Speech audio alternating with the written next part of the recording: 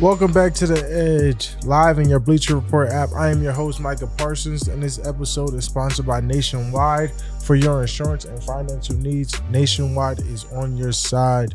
Let's get right into it. Cowboys, Eagles. Obviously, it was a devastating blow, but Cowboys Nation, we have 7 days remaining left in the 2024 season.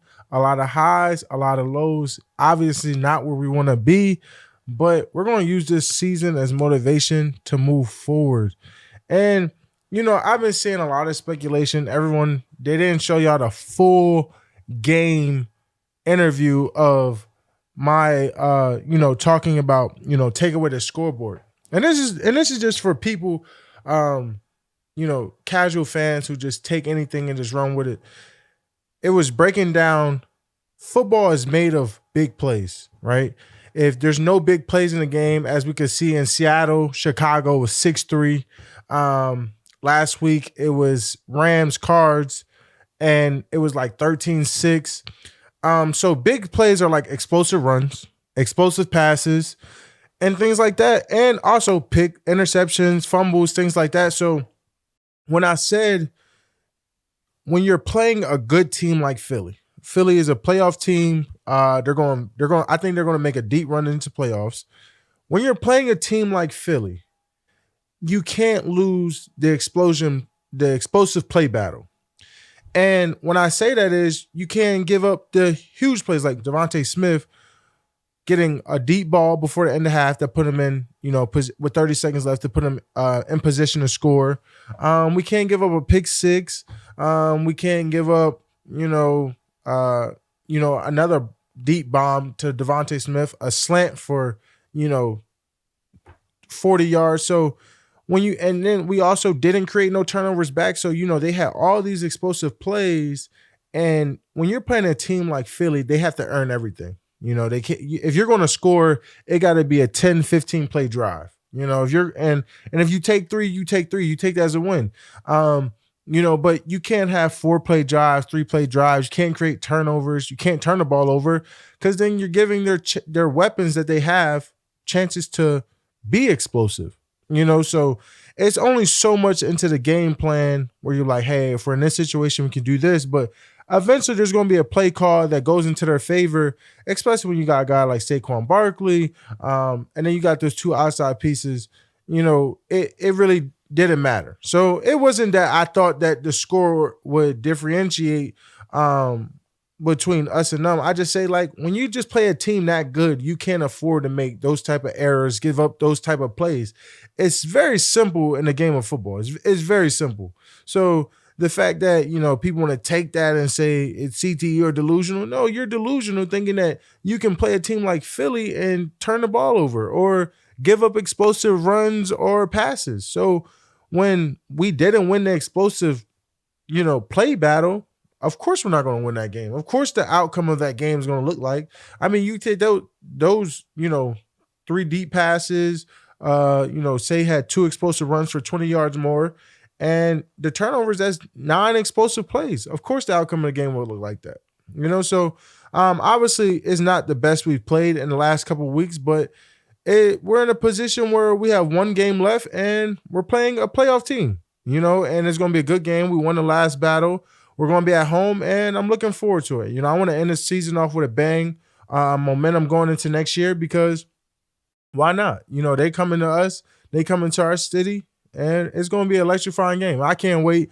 So we have to win that battle, though. Obviously going against Jayden Daniels, we see in the last 2 weeks, he's icy. He's icy. I think if Jayden Daniels was doing what he's doing now, he was doing a little bit before the rib injury. I think the rib injury held him back. But what I noticed in these last couple of weeks is he's not afraid to run no more. He's taking and running. I think if he didn't have that rib injury, we're looking at, an MVP conversation for him. Obviously, he's locked up the Offensive Rookie of the Year. I haven't seen more of a cold-blooded rookie, since I've been in the NFL. And probably the past, but besides Lamar, probably past 5-7 years, but I think he's at a different level. I think he's been the best rookie in the past couple of years when it comes to end of game situations. We have to score, we have to win. His composure, bro, I know I get he's a 25-year-old rookie, but his composure is like he's been in the league for, the last 4 or 5 years. And it doesn't matter. So, it's really going to be challenging, going against him. Obviously, he has a lot of momentum. He has a lot of belief. His team does too, at home. And it's going to be a pretty crazy game. So, I can't wait for that matchup. But then you talk about the NFC, and there hasn't been, there's been 21 consecutive seasons that doesn't have a back-to-back champion. And I don't think there will ever be. As long as, Dak Prescott, Jalen Hurts, Jayden Daniels, and the Giants may go get them a franchise quarterback, this offseason in the draft. I don't think we might see that again. I think every year for the next, 5-8 years is going to be probably the most competitive division besides the Ravens-Bengals division. And, we don't know how long Russ is going to stay in that division. We don't know what's going to happen right there. But, I think the NFC East is probably going to be the most challenging, toughest division in all of the NFL. There's no doubt about it. I think 3 great MVP caliber mobile quarterbacks in that division is going to be the most challenging. So you got to be super consistent. It's going to be a tough matchup. I just, you love to say it, but things happen. Just like this year, we thought we could run it back with the same guys and injuries. So you just really never know. You got to add everything into it, like injuries. If your quarterback goes down, you just really just never know what could happen. So, I don't think it's going to be one of the toughest feats to go back-to-back in this NFC East, especially the way these quarterbacks been playing. It's going to be very, very tough. And then, speaking of Philly, man, and as long as Saquon's there, and I just want to give a big shout out to Saquon Barkley, 9th running back in NFL history to reach the 2,000 rushing yards in a season. Oh, man, it's a tremendous feat, man. Congratulations. We are, believe it or not, Saquon is probably one of the biggest reasons why I committed to Penn State. It's actually crazy because, Saquon's from Whitehall, and I'll never forget, he's finishing up a great, junior season. He's getting ready for the draft, and I'm getting ready to come in. So I had just missed playing with Saquon. And he kind of just was like, man, if you just follow this route, you come here, you represent Pennsylvania, and you just do it right. I'm not saying you'll have the same career as me, but you have a great chance of doing something pretty great here. And, to see where he's become, looking up to him as a mentor and then seeing his success as a, fellow member of the National Football League has been nothing but amazing to see. And to see him repping Pennsylvania again. Not only did he do it in high school, college, and now he's repping PA and Philly, doing his big one. It's really a great honor. So congratulations to, the big bro Saquon for hitting 2,000 yards. And man, I don't think there's a greater irony in life than to get the chance to break the record against a team who didn't want you. The team that just kind of say, we don't need you, we don't believe in you. And I just think that is so amazing. I think it's hysterical. We already know that I blame the Giants for everything that's happened this season. Because why did they let him go? We still have no idea. When we all knew that, it seemed like everyone in the world knew that Saquon Barkley was the Giants' offense except for the Giants.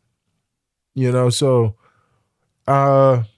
yeah. So we're there. So, if he breaks that record, it's easy to say that he should be an MVP. But we all know it's a QB award, so he'll be the Offensive Player of the Year without a doubt. He's locked that in. He'll be Offensive Player of the Year. And then, let's get right into that MVP conversation while we're there. And I tweeted Joe Burrow should be the MVP. If you look at previous seasons, he joins Tom Brady, Aaron Rodgers with QBs more than 4,500 passing yards, 40 TDs, and less than 10 interceptions. But the thing why I think Joe Burrow, and I appreciate Joe for shouting me out, and acknowledging, what I think of him, because I think when you have your peers standing up for you, and I got a lot of respect for Micah, and I've seen the things that he said about me, and that makes you feel good.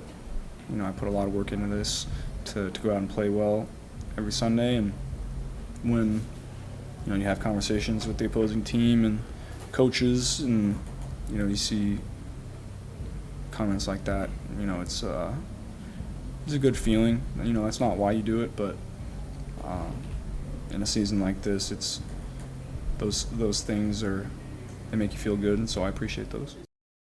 I'm gonna put it like this, and it's pretty plain and simple. I played the Bengals. It was a great matchup. Unfortunate series of events happened in the game where they end up winning, but watching the film, breaking it down, and seeing what he's been doing, I just don't think there is a greater asset to a team than Joe Burrow to the Bengals. I seen, and this is a prime example. I've seen, times where Josh Allen's defense stepped up and won them games. I've seen times where Lamar's defense stepped up and won them games. Derrick Henry, and you could go on. Whoever's in your MVP conversation, I've seen them, come crucial. Lamar, and it's not fair for Lamar because Lamar's right there where special teams have cost them 2 or 3 games. To be fair, special teams have costed Lamar 2 or 3 games, but I look at it like special teams cost Joe Burrow some games, and the Steelers game to be exact. But it's like if you take Joe Burrow from the Bengals, this team might be up for a top 5 pick in the draft. I don't think they win 8 games without Joe Burrow. I think this is probably a 11 win team if the defense, the special teams would have locked in a little bit more. This is probably an 11, 12 win team. This is a number 1 offense in the NFL led by Joe Burrow. And people could say, oh, he's throwing to Jamar Chase. T. Higgins was out half the year. He missed a lot of games this year. So it's not just the weapons, because we see other quarterbacks who have the tandem where they don't have as much success with their number 1 receiver out there. I get they're not Jamar Chase, but Sam Darnold is doing with Justin Jefferson. So it's not like it's unheard of. But I truly believe if you take Joe Burrow off this team, they don't win more than 5 games. And since they want to make it like the quarterback is the most valuable position, I think Joe Burrow, and let's take it across, Joe Burrow doesn't have the line that these other quarterbacks have. The Ravens O-line is better than the Bengals O-line. The Buffalo Bills, his offensive line is better than Bengals. You got to think, both of Joe Burrow's starting offensive tackles are out. Orlando Brown's out. Trent Brown's out. So he is doing this without pretty much a scrapped up, pieced together offensive line and pretty much a scrapped up, pieced together defense. He without a doubt should be MVP. He has took this team from, what were they? 5-8, 4-8 to 8-8 and a chance to solidify in playoffs. This is not just a walk in the park season. This is like he's having a historical season. If they go to playoffs, I think if they go to playoffs, I don't think any team will want to see the Bengals. He looks unstoppable right now. His timing, precision, everything. Like I think if you ask anybody in the league right now, this ain't just me. We talked about in the locker room. We said Joe Burrow was the best quarterback we faced. And we played Lamar this year. Now we played him early. I get that, And times we played Joe Burrow, he was in rhythm. But you can ask anybody on the team. We said Joe Burrow was the best quarterback in the National Football League this year, without a doubt. So when it comes to MVP, he's there. You know what I mean? I get the Josh argument. It's there, but Lamar's beaten 7 playoff teams. Josh beaten too. So it has to be between Lamar and Joe Burrow. I get the Josh argument. I'm a big Josh Allen fan. I think he's dope. I think he is a monster of a quarterback. He's one of the more unstoppable. But right now, Joe Burrow and Lamar are on a whole nother level. I don't even think it's close. You know? Like, it can't even come to be close. You know what I mean? What is so crazy, right, is that, and what Joe's doing is, we will all say Denver had, pretty much a top 5 defense in the NFL. I had them top 3. He went out there and gave them 400 yards, 4 touchdowns, and no interceptions. Do you know how elite that is? And this is what's special about Joe Burrow.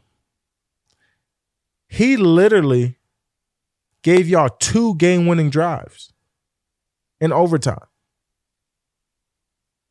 Actually, 3. If we look at it, he went down there, scored, put him in the lead.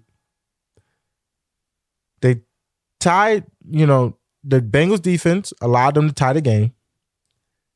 So he gets the ball. He goes down it again. They get complacent. They take 3. They miss the field goal. Wow. Do your job. Then you say, oh, no way, they can do it again. They said, but Joe said, yo, I'm not going for the field goal no more. I'm going to score. And that's what he did. Icy Joe, MVP, number 1 offense in the league. Like, if we're talking about valuable, he's the most valuable player to his team, without a doubt. But let's get into the so much more aspect. Let's talk about someone who's doing so much more for their team this season, just like how Nationwide is so much more than a great insurance company. They're a financial services company too, and that's Trey McBride. Was the first player to have over 87 catches without a touchdown until the game against the Rams. He went off 12 receptions, 123 yards, and 1 TD. For the season, he's at 104 receptions and over 1,000 yards. Keep going, Trey. Keep hooping. You're doing amazing. Also, he's a nominee for the Walton Payton Man of the Year Award presented by Nationwide. He's been a dedicated ambassador for girls flag football, supporting the Arizona Cardinals' leadership and advancing the sport. He's also participated in NFL's 8th annual Tackling Reading Initiative. Keep going, Trey. On and off the field, you're hooping. But let's continue. NFC playoff picture. After starting 1-4, the Rams have clinched the NFC West with 1 week to spare. Didn't I tell y'all? This is like the Bengals to me of the NFC. They don't want to run into the Rams right now.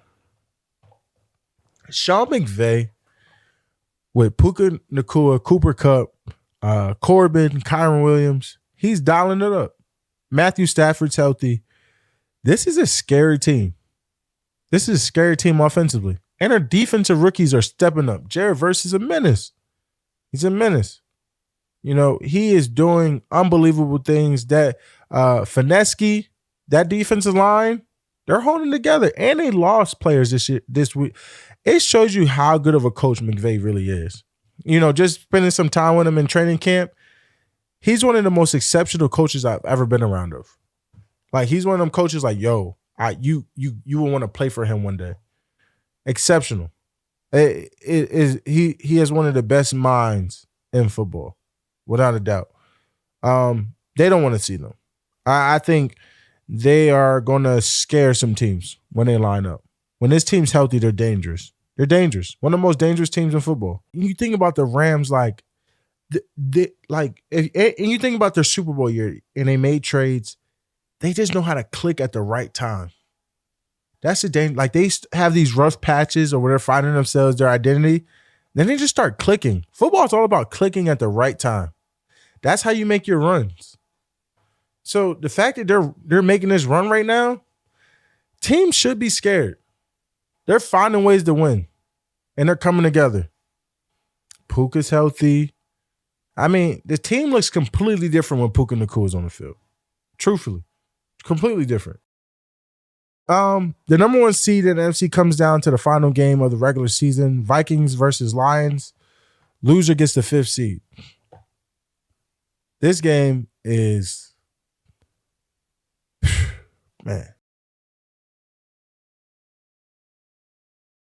Man, this is going to be crazy. This is going to be crazy. Honestly, I'm going to take, bro, honestly, I'm probably going to go with the Vikings, man. I love the Lions.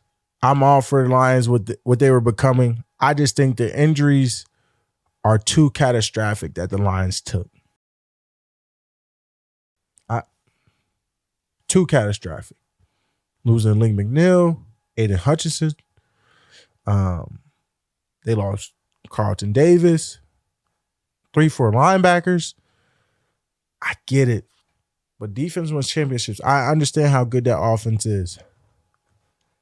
But can you affect Sam Darnold from getting the ball out to probably the best trio, the best healthy trio in the NFL? I'm taking the Vikings, man. They have the best healthy trio in the National Football League.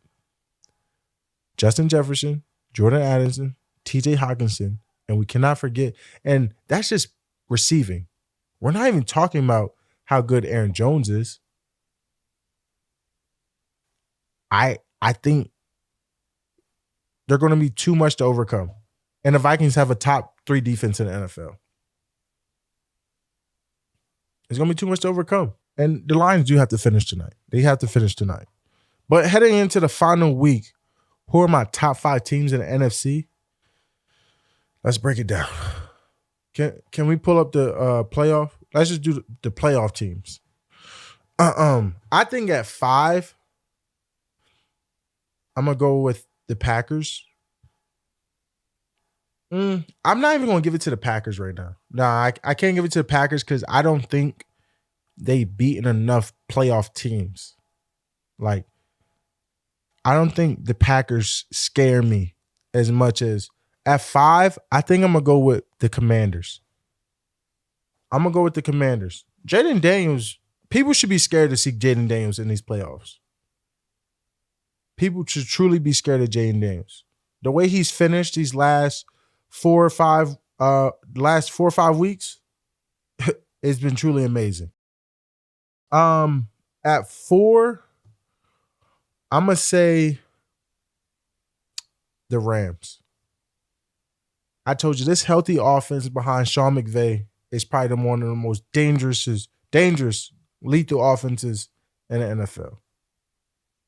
People should be scared of them. They're clicking at the right time. Puka's healthy. Everything's going right.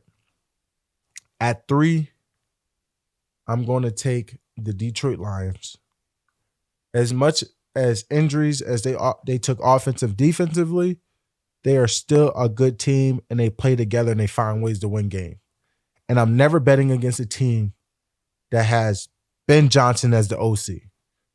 What he's been dialing up in the regular season, I can only imagine when he dials up in the playoffs. He has been a menace of an offensive coordinator. Ben Johnson, the guy that's going to be a future head coach this offseason, has been the best OC in the National Football League besides McVay this year. 100%. He has been dominant calling these game plans. Dominant. I think at number 2, I'm going with Philly. At 2, we're going with Philly. With Saquon, 2K, Jalen Hurts, A.J. Brown, Devontae Smith, Jahan Dotson, and of course, Philly's up front.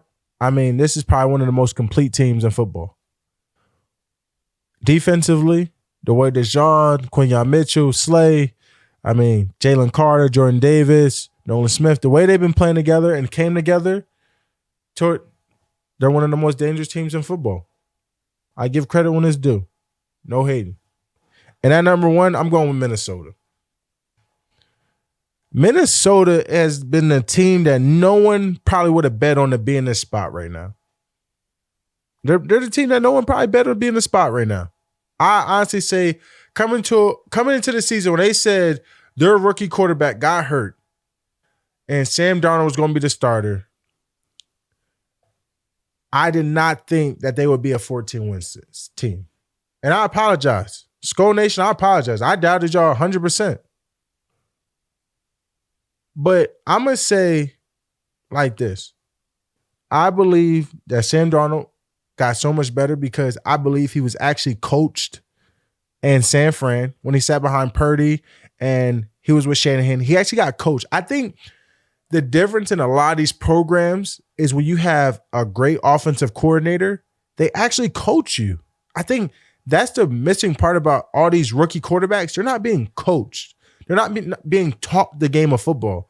And I think when you're dealing with a complex system like Shanahan and, even Baker with the Buccaneers, with Bowles, when you actually got these good OCs, and even Jared Goff, when he got to Detroit, he got with Ben Johnson, when you actually getting coached to be a quarterback, you make jumps.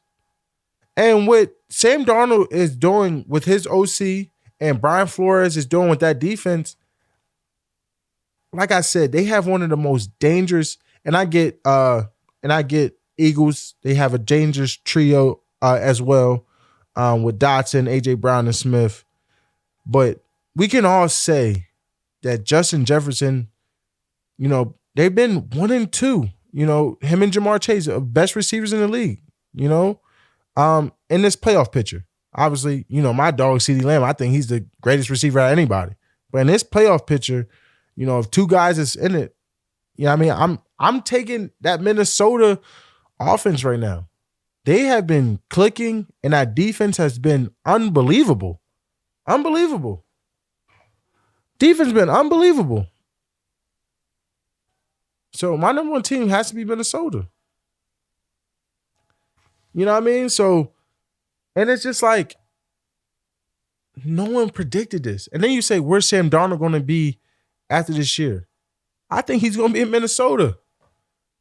I think the Vikings should go with the Baker Mayfield approach, give Sam Darnold a 3-year, 160, whatever, $40 million. I think he deserves $40 million a year contract. And I think you keep McCarthy. You keep him. You 100% keep him. You keep him. You give him a Jordan Love effect. If Sam Darnold continues to trend up, you keep him, and you continue his progression throughout your franchise. If not, you have a stellar young quarterback that step into the place. And you know how injuries happen. Injuries are lethal in this league, and quarterbacks been dropping out. Look at our quarterback. I think you need a great 1-2 punch at quarterback to survive in the NFL. There's no doubt about it. I do not think you should get rid of JJ. No doubt about it. And I probably think he should get a little bit more MVP buzz, but I don't think he's on the same caliber as Joe Burrow and Lamar Jackson this year. And I wouldn't even give him after that. I would say Saquon Barkley's right there. So, I think he's deserving. He's of a big contract, a major payday. I think he's did all his work.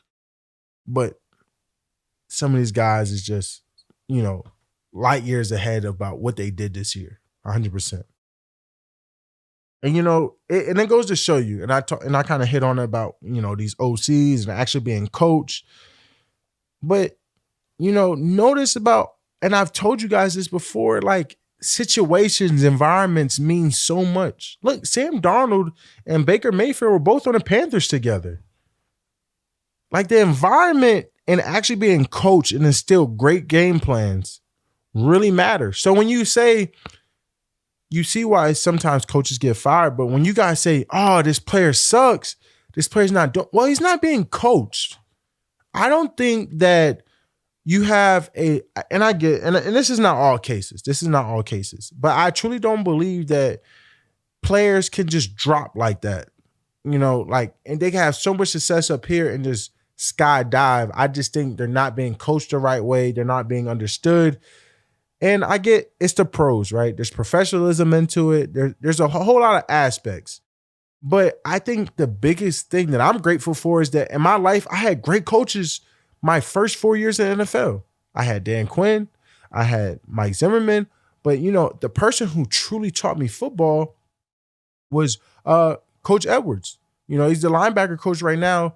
But Coach G taught me football. Every morning he had me in there at 7 a.m., 6:30 a.m., going through young guys meetings, teaching me the game of football, where to put my eyes, what to read, giving me hands and tips when the ball was going to be snapped. Like, he taught me football. And you saw the progression of how when I started my first 4 games and how I finished my year. And I became an all-pro because of that man. I'm telling you, coaching truly does matter. And you say, that's why it bothers me when teams give up on players so easily, because sometimes we don't look in the mirror. What am I doing everything I possibly can for this player that I invested in that say he's going to be a franchise player to succeed? If I take a player in the first round, I'm saying he needs to succeed for me. He needs to succeed. And am I doing everything in my possible manner for this player to succeed? That's what you have to look at. And that's what fans, y'all have to look at. Is our GM, is our owner doing everything in our possible way for our players to succeed? And if they aren't, you guys should be outraged.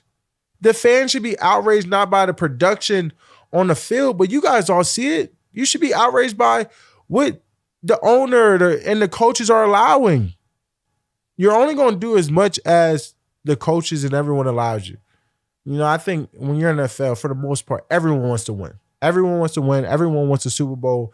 And if you don't want that, you're probably in the wrong sport. So, you know, that really just bothers me. We give up way too quick. And then, you know, I do want to give a big shout out to the 24 draft class, right? They got 4 rookie receivers that all reached 1,000 yards. And, shout out to Brock Powers, Brian Thomas, Malik Neighbors, and Ladd McConkey. Ladd, I had you in fantasy.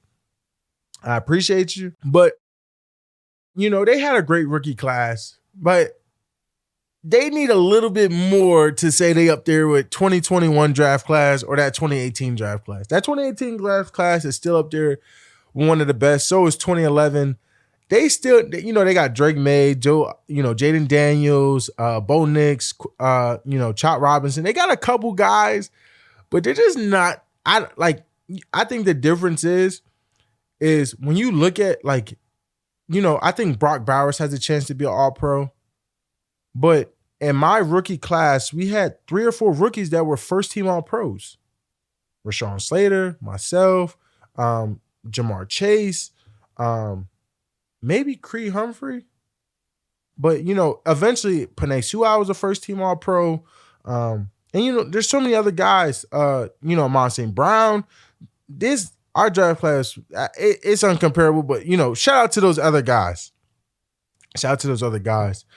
And, you know, Aaron Rodgers. Let's get into Aaron Rodgers and the Jets. Hey, if you have time, go tap into that Aaron Rodgers documentary on Netflix. That has been one of the most interesting things from one of the greatest quarterbacks that I've ever seen with my own eyes. And, the irony of that is he's became the most sacked quarterback in the NFL history. You know, so, but, you know, they're down 2 or 3 offensive linemen. You know, they're going through injuries. But I think the Aaron Rodgers and Garrett Wilson saga is all BS. I see it in our own locker room. I think, like anybody, everyone goes through hard times, and it's tough. You know. But Aaron Rodgers, if you watch that documentary, you see how bad he wants to win, how bad he wants to be on that field. And when you got a 40-year-old guy, 41, that's been the best quarterback in the league, a multi-MVP, a Super Bowl champion, I don't want to get rid of it. He has so much knowledge. I don't want to be away from this guy. And there are hardships. There are hardships, and you got to embrace those. But I think they have to run it back. I think they should run it back. I think it's all BS. Garrett Wilson is going to be a for lifer. He's not getting out of that 360 deal with the Jets. He's one of those guys that's going to be a very good wide receiver for a very long time. And, Sauce Gardner saying he won't be telling T. Higgins to come to New York. Well, duh. When you got Garrett Wilson and Devontae Adams, why would T. Higgins come? To be a 3? You know what I mean? Like, why would he come? So I think people are reaching. They're going way out of the ordinary over this. this team will be okay. They're just going through a lot of hardship. Remember, this is their first year really together. They're still gelling. So I wouldn't be too phased, Jets Nation. I would not be phased at all. Let's get into college football. There's been a bunch of BS with the Cam Ward. A bunch of BS. Let's get this straight, right? None of y'all know the true aspects about what was agreed upon when Cam was playing, when he wasn't playing. And this is coming from a guy who I opted out during the COVID year. That stuff does not matter. Cam Ward is the best quarterback in college football. He should be the number one quarterback taken, without a doubt. He played a half, and he said if that was what was agreed upon, that was agreed upon. Y'all can't be upset about that. And then if he got the record, he got the record. Why does that matter?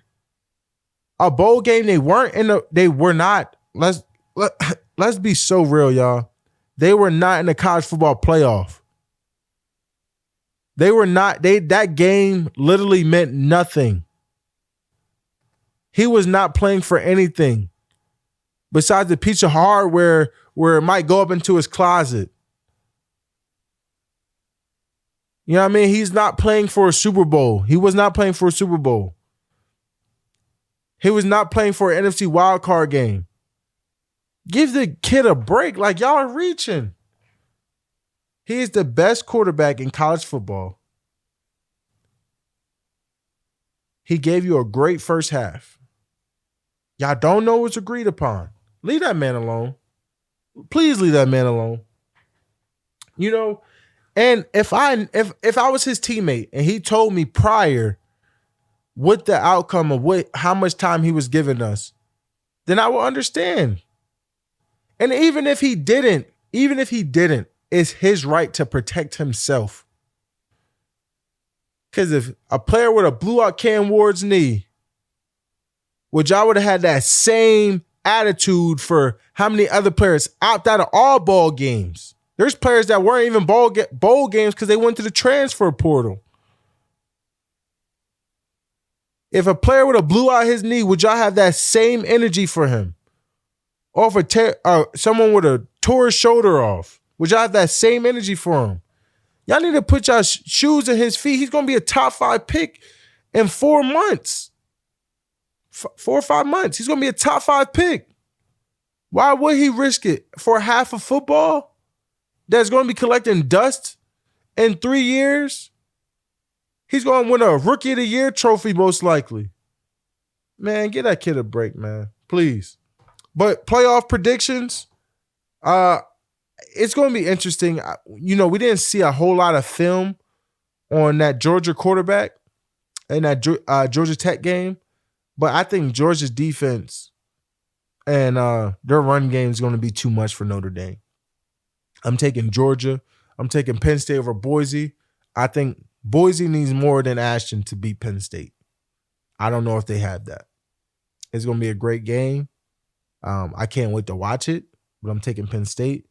Honestly, I hate to say this, but if Will Howard can play like he did against Tennessee, I'm taking Ohio State over Oregon in the rematch. If he could play that type of football like he did last week against Tennessee, Ohio State will be really, really good. I'm going to take them in a rematch. Arizona State over Texas. I'm taking Texas. I think Texas defense is too good, and Quinn is due for a breakout game. He's been sluggish the last couple of weeks, but this is a perfect opportunity for him to get his draft stack back up. I think he's been sluggish, but this is an opportunity for him to play better. He didn't even play great that first game. I thought the run game carried them, but against a team like Arizona State, he has to be able to play. He has to be at his best. He has to be. The biggest moment. And I'm staying with that. But, you know, that's pretty much it, y'all. We're in week 18 playing against, you know, a dangerous Commanders team. We want to finish the game. We want to finish the year out strong. Cowboys Nation, tap in. One more with your boy. We got to appreciate it while we're here. It's going to be a great environment. I need everyone to come out It's the last one, division game. It means a lot. Man, let's do it, y'all. Let's do it. Let's go sweep the Commanders. Give them a nasty taste in their mouth before playoffs. And let's just do our big one, y'all. We got nothing to lose. Let's just go be great. Let's go, let's go win a game at home in front of the fans.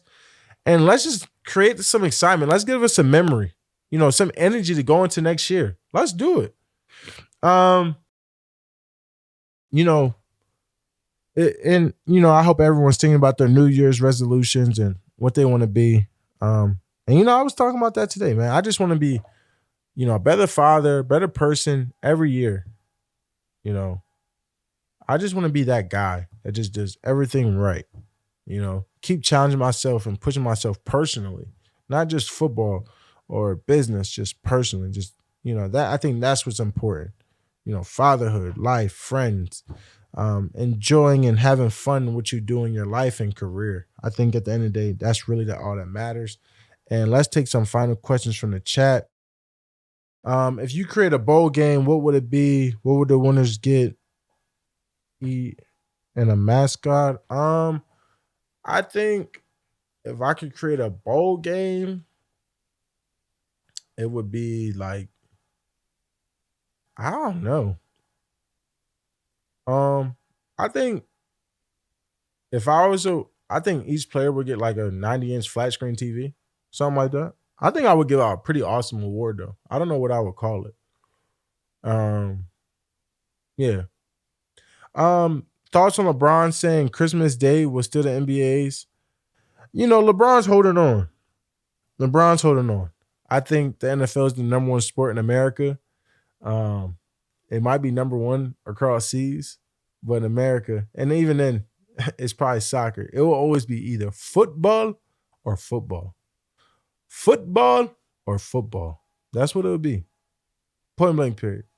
Real aggression, real physical sports are played. I think the NBA just got too soft. I just truly think it just got too soft, and y'all make it impossible for us to watch. Football, where it's always going to be. So I just think football is taking over in every aspect. Lad was on your fantasy team. Who else was on your fantasy team? Did you win your league? No, I did not win my league. I'm extremely disappointed. Half my team was hurt. Tyreek Hill was on my team. Devontae Smith. I had Derrick Henry, which was a great draft pick. I had Tony Pollard. I had myself. I had Steelers defense. I had Lad. And my quarterback, I alternated. I had Purdy, Tua, and I forget there was one more. You sound like a true GM. Is that something you ever want to do? I think I would like to be a GM one day. I really do. I think I want to coach. I don't want to coach college or NFL. I want to coach high school. But if ever given the opportunity, like Tom Brady, to be able to help draft and manage a team and be an owner, or even be under that, just GM and, when it comes to coaching and things like that, I think I would love that. I think I truly would. I would embrace the opportunity. In fantasy, is it better to rotate defenses depending on matchup or stick with one all season? I think it's better to rotate. I would rotate between 49ers and Steelers, depending on who they were playing. 100%. And yes, I watched the Beyonce Bowl. I wouldn't have missed it for the world. But that's the end of this episode, chat. We got one more week left. We will be doing some playoff content, playoff episodes. So I appreciate y'all for staying with me this whole season. It's the last week. I can't wait. I appreciate y'all, man, and I'll see y'all next week.